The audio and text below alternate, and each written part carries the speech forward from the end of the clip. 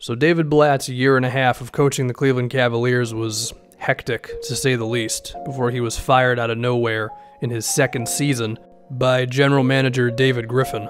And Griff's reasoning for this was he felt the team needed a jump start.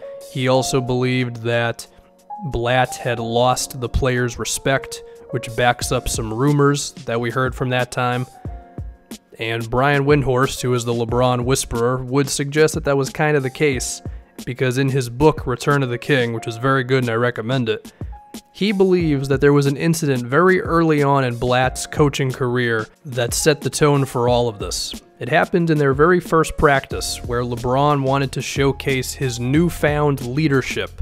And to quote Brian Windhorst, on the first day of training camp in September 2014, LeBron James asked new coach David Blatt if he could hold a players-only meeting before practice. Blatt hadn't planned for it, and it put him behind in his practice schedule for his first day, but he granted the request, and for more than a half hour, Blatt and his coaches wandered around the floor, killing time as James spoke to his new teammates. On top of a few things, like dealing with media, LeBron also went player to player and told each of them what he expected their role to be on the team. So basically, LeBron James was the head coach from day one, day zero, if you will.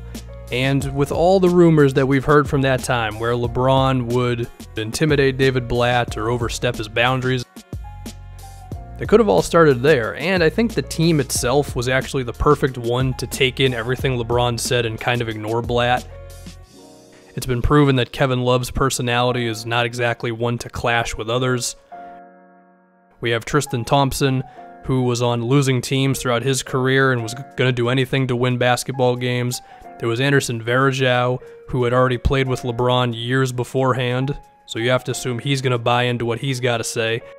Dion Waiters was a young dude who I'm sure thought the world of LeBron and knew nothing of David Blatt because, of course, he came from overseas. Matthew Dellavedova, just a role player looking to survive in the NBA, he's going to listen to his star. Kyrie Irving, I have to think, would be in a similar boat to Dion Waiters. And then, by the time they made acquisitions like Timofey Mozgov, J.R. Smith, Iman Shumpert to round out the roster, those guys are veterans, but the culture was already established, so they're just going to stick with the status quo, which was basically David Blatt may technically be our head coach, but he might as well not be.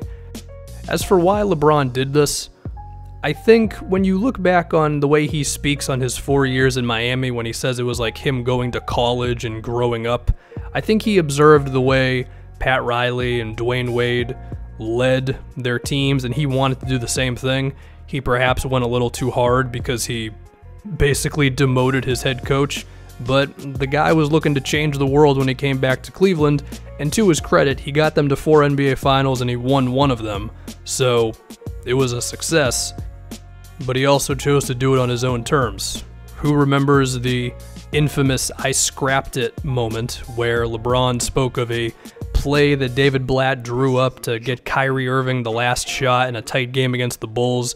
LeBron said, "Forget that, just give me the damn ball," and it worked.